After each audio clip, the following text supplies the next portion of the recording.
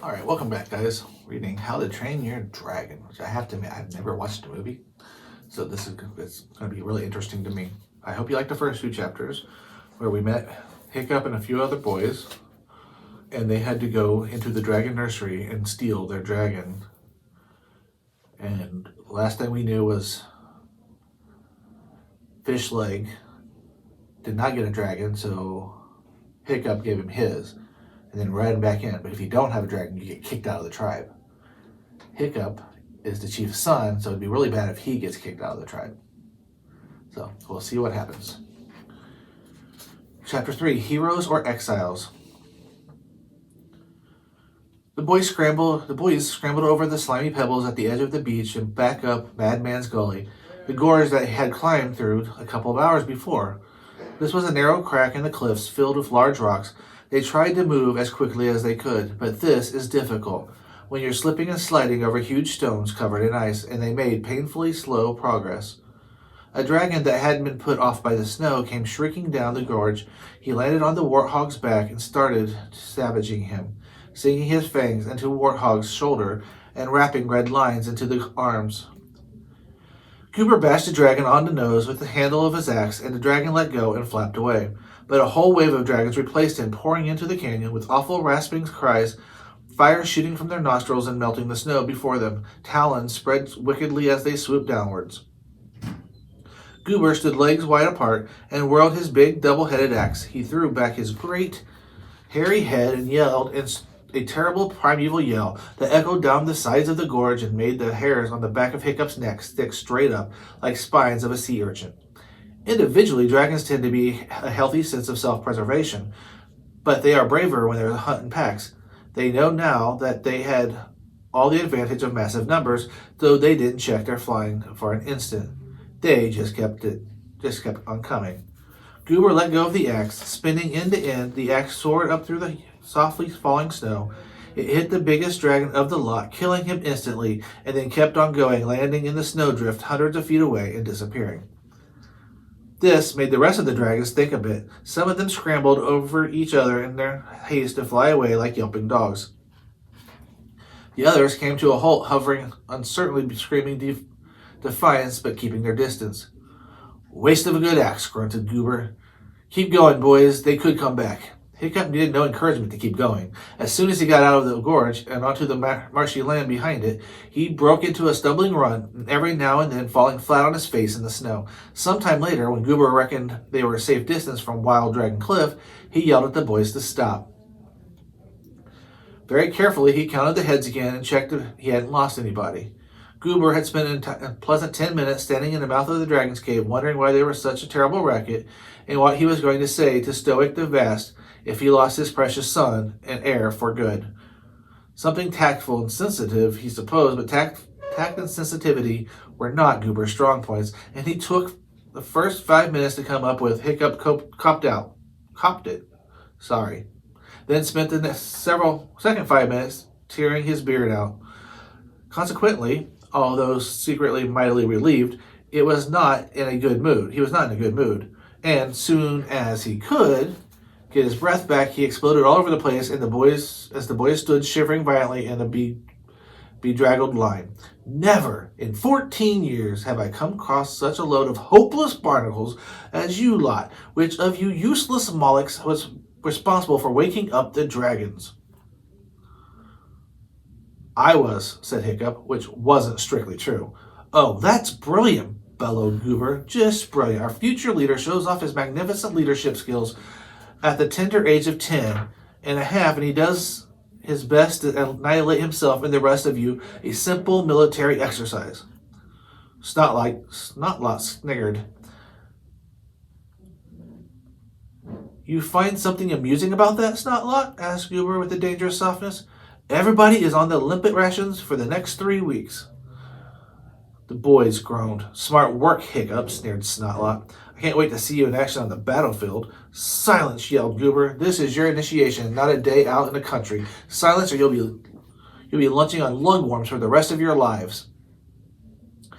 Now, continued Goober more calmly, although that was an absolute mess, it wasn't a total disaster. I presume that you that you do all have a dragon after that fiasco. Yes, chorused the boys.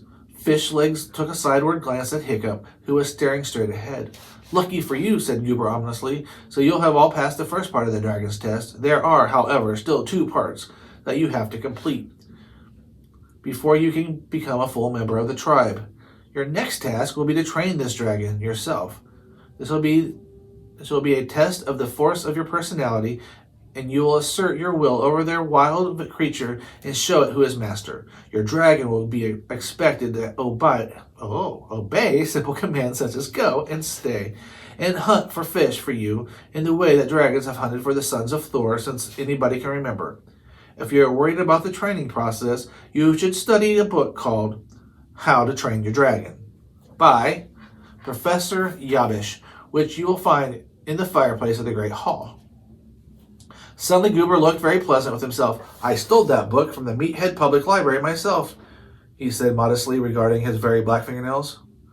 From right under the nose of the hairy, scary librarian, he never noticed a thing. Now that's burglary, boy, for you. Warty Hog put up his hand. What happens if we can't read? No boasting, Warty Hog, boomed Goober. Get some idiot to read it for you. Your dragons will begin to go back to sleep because this is still their hibernation time. Some of the dragons had indeed gone very quiet in the baskets, so take them home and put them in a warm place. They should wake up in a couple weeks. You will then have only 4 months to prepare for Initiation Day at the Thor's Day Thursday celebrations. And a final part of your test. If on that day you can prove that you have trained your dragon to the satisfaction of myself and other elders of the tribe, you can finally call yourself a hooligan of Berk. The boys stood very tall and tried to look like proper hooligans. Heroes or exiles, yelled Goober the Belch. Heroes or exiles, yelled the 8 boys frantically back at him. Exile, thought Hiccup and Fish Legs sadly. I hate being a Viking, panted Fish Legs to Hiccup. As they stumbled back through the bracken to the hooligan village, you didn't really walk on the island of Berk, you waded through heather and bracken or mud or snow, which clung onto your legs and made them difficult to lift. It was the sort of country where the sea and the land were always falling into one another and getting mixed up. The island was shot through with holes, burrowed by the water maze of crisscrossing underground streams. You could put your foot on a solid-looking piece of grass and find yourself disappearing up to your thigh in black, sticky mud. You could be making your way through the ferns and suddenly find yourself fording a river, waist-high and icy cold. The boys were already soaked to the skin with seawater, and now the snow had turned to horizontal driving rain, blowing in their face with the strength of one of the gale force winds that was always shrieking across the salty wastelands of Berk. A narrow escape from horrible death first thing on Thursday morning, complained Fish Legs, followed by complete rejection by the junior half of the tribe. Nobody's going to talk to me for years after this, except for you, of course, Hiccup. But then you're just a weirdo like me. Thank you, said Hiccup. And on top of everything, continued Fish Legs bitterly, a 2-mile run carrying a deranged dragon on my back. The basket on Fish Legs' back was plunging wildly from side to side as the dragon inside tried manically to get out, and only dinner of horrible limpets to look forward to at the end of it. Hiccup agreed that it wasn't a delicious prospect. You can have this dragon back if you like, Hiccup. I warn you, they're filthy heavy and when they're wet and angry, said Fishleg miserably. Goober's going to go off like a typhoon if he finds out you haven't got a dragon. But I have got one, said Hiccup. Fishleg stopped and began to take the basket off his back. I know, it is yours, really, he sighed wearily. I think I'll just go straight past the village and keep on running till I reach somewhere civilized. Rome, perhaps. I've always wanted to go to Rome, and I haven't got a hope in Valhalla of passing initiation anyway. So, no, I've got another one in my basket, Hiccup said. Fishleg jaw dropped, open in disbelief. I got it when I went back into the tunnel, explained Hiccup. Well, blister my barnacles, said Fishlegs. How in Thor's name did you know it was there? It was so dark you couldn't see the horns in front of you. It was weird, said Hiccup. I sort of sensed it when I was running down the tunnel. I couldn't see anything, but as we were passing, I just knew there was my dragon there. There was a dragon there, and it was meant to be my dragon. I was going to ignore it, actually, because we were in a bit of a hurry, but then you said about not having a dragon. I went back, and there it was, lying on this shelf in the tunnel, just as I imagined it would be. Well, Jigger, my jellyfish, said Fishleg, and the boys started running again. Hiccup was bruised all over, shaking from shock, and he had a nasty dragon wound on his calf, which was stinging like crazy from the salt water. He was freezing cold, and there was an irritating bit of seaweed in one of his sandals. He was also a bit worried because he knew he should not have risked his life trying to get a dragon from Fishlegs. This was not an act of a Viking hero. A Viking hero would know not to intervene between Fishlegs and his fate. On the other hand, Hiccup had been worrying about dragon catching day for longer than he could remember, and he had been sure he would be the only one to come back without a dragon, and shame, embarrassment, and awful exile would follow. And now here he was, a Viking warrior with a dragon. So, on the whole, he was feeling fairly pleased with himself. Things were looking up. You know, Hiccup, said Fishlegs a little later as a wooden fortification of the village appeared on the horizon. That sounds like fate, you sensing the dragon was there like that. This could be meant to be. You could have some sort of wonder dragon in there, something like makes a monstrous nightmare look like a flying frog. You are the son and heir of Chief Stoic, after all, and it's about time fate came in with a sign about our destiny. The boys stopped, puffing with exhaustion. Oh, I'm sure it's just a common or a garden that wandered away from the rest, said Hiccup, trying to sound careless, but unable to keep the excitement out of his voice. He could have something marvelous in there. Maybe Old Wrinkly was right. Old Wrinkly was Hiccup's grandfather on his mother's side. He'd taken up soothsaying in his old age, and he kept telling Hiccup how he had looked into the future and that Hiccup was destined for great things. This amazing dragon would be the beginning of his transformation from ordinary old Hiccup, who wasn't particularly good at anything, into a hero of the future. Hiccup took the basket off his back, paused before opening it. It's very still, isn't it? Said Fishleg suddenly, less certain of the fate theory. I mean, it isn't moving at all in there. Are you sure it's alive? It's just very deeply asleep, said Hiccup. It was stone cold when I picked him up. Suddenly he had a strong feeling that gods were on his side. He knew that this dragon was alive. With trembling fingers, Hiccup undid the latch, took off the lid of the basket, and peered in. Fishleg joined him. Things weren't looking so good anymore. There, curled up fast asleep in the bottom of the basket, in a tangled dragon knot, lay perhaps the most common or garden dragon Hiccup had ever seen. This dragon was how small it was. The most extraordinary thing about this dragon was how small it was. So there's the dragon at the bottom of the basket.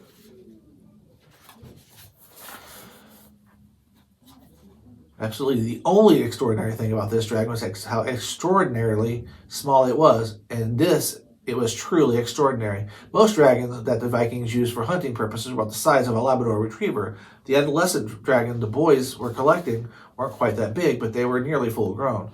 This dragon was more comparable to a West Highland Terrier. Hiccup couldn't think how he had overlooked this when he picked up the dragon in the tunnel. He supposed miserably that it was rather a pressured moment, what with the 3,000 dragons trying to kill him at the time, and dragons in a deep sleep coma do tend to weigh more than they do when they're awake. Well, said Hiccup at last, that's a sign if you like. You reach for a deadly natter, and what do you get? A basic brown. I grab a dragon in the dark, and what do I get? A common or garden. The thing is, the gods are telling us we're common or garden folk, Fishlegs. You and I were not meant to be heroes. Doesn't matter about me, said Fishlegs, but you are meant to be a hero, remember? Son of the chief and all that? And you will be one. I know you will. Fishlegs put the basket back on Hiccup's back, and they trudged towards the village gates together. At least, I sincerely hope you will. I don't want to be following Snotlout into battle. You've got more ideas about military tactics in your little finger than Snotlout has in his whole fat head. Well, that may have been true. Not only was Hiccup not about to be the future star of dragon training, but he wasn't this particularly dragon, Not about to be the future star of dragon training, but with this particular dragon, it was even going to be difficult for him to take his familiar place, fading into the background. It was so small, it was going to make him look ridiculous. It was so small that Snoutlout was going to have some very unpleasant things to say about it. Okay. So he did get a dragon, so we were worried. Don't have to worry now. He got it. What was wrong with it? It was extraordinarily small, so like the size of a small dog. So he knows that people are going to make fun of him for that, right? Okay, chapter 4. How to train your dragon. Ha ha ha! Snotlout was laughing so hard that he hadn't managed to say anything at all. The boys were hanging about the village gates, taking the opportunity to show off the dragons that they had caught. Hiccup had tried to walk through without being noticed, but Snotlout had stopped him. Let's see what pathetic creature Hiccup has got, said Snotlout, and took off the lid.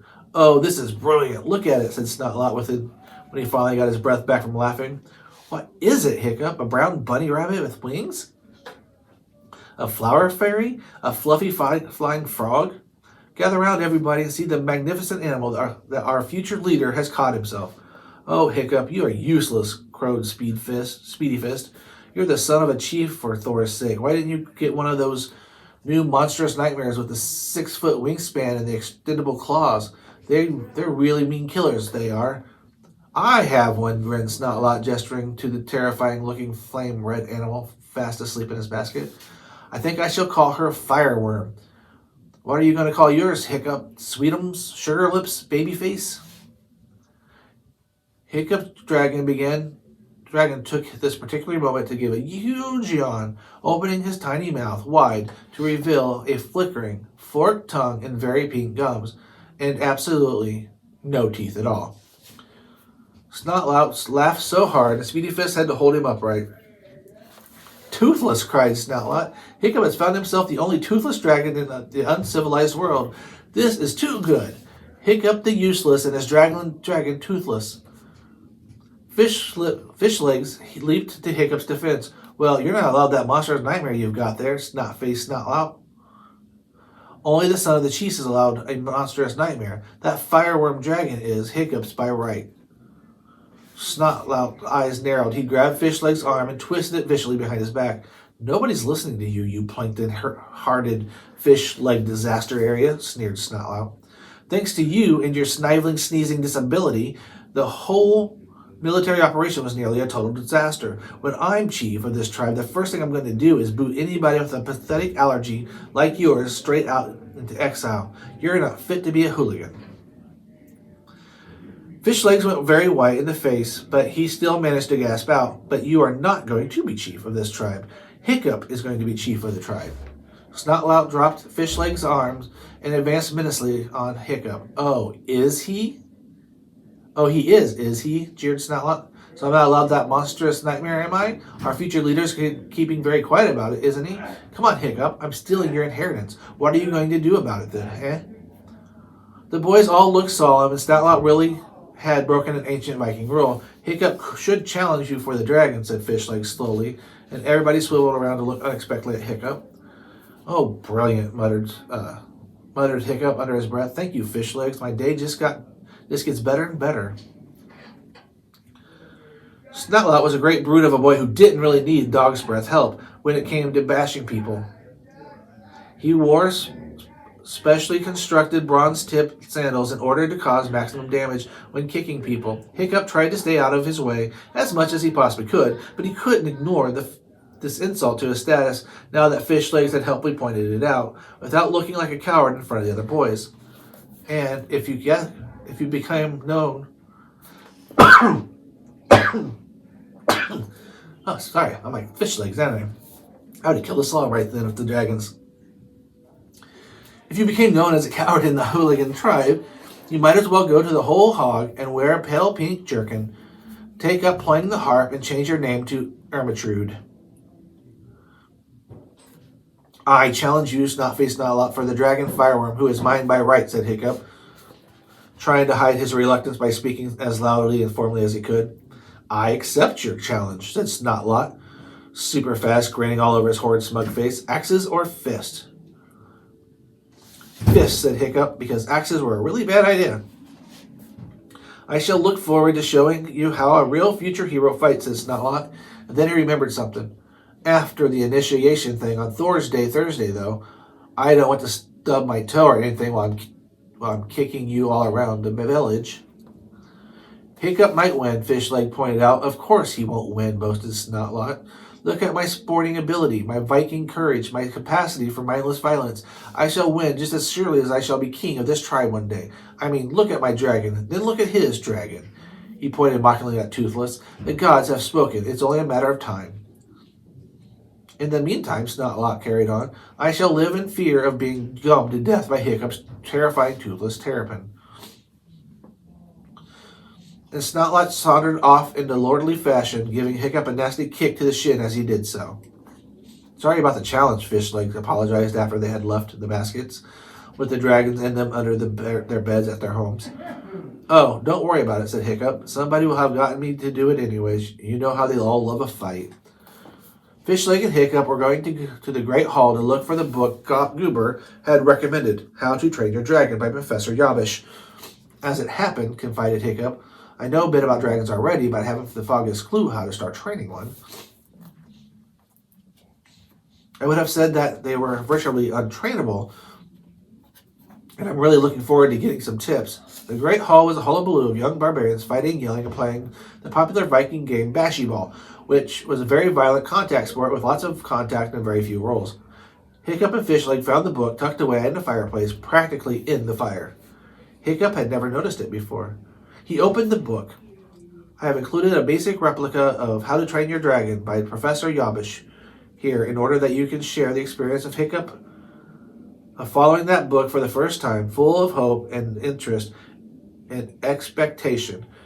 You have to imagine that the cover is usually thick with a huge golden clasp, and that some scribe had covered it with an elaborately fancy gilt lettering.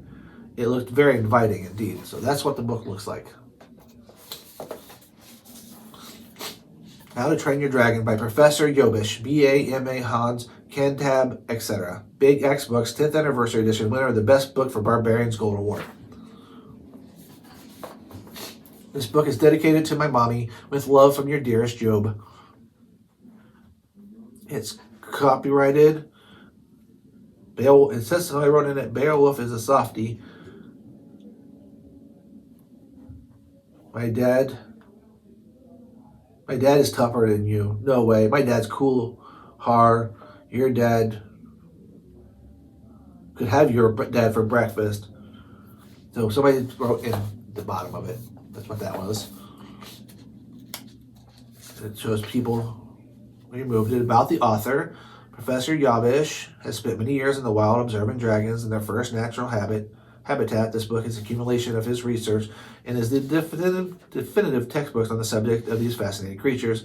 Professor Yabish lives alone in a cave on the Isle of Doom. He is the author of Looking After Your Killer Whale and Sharks and Other Great Pets. He is currently writing a book about butterflies.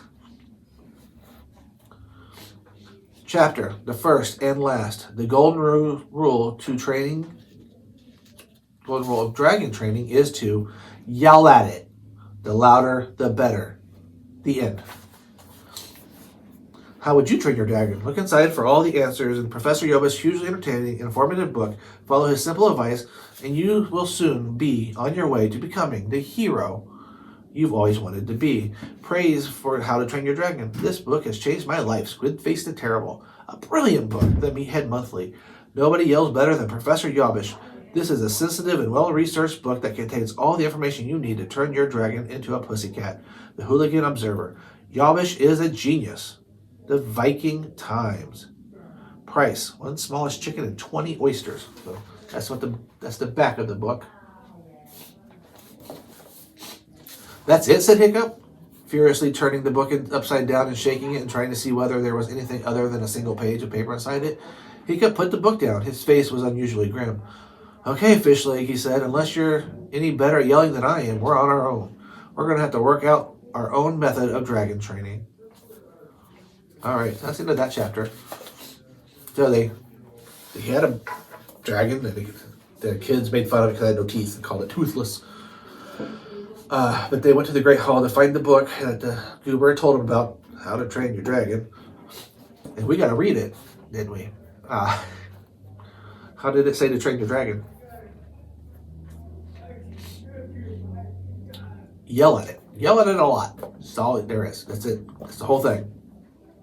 So now our two friends, Hiccup, our hero Hiccup, and his friend Fishlegs, are trying to figure out how they're going to train their dragons themselves. All right. I'll be back again with some more of how to train your dragons. I'll see you guys soon.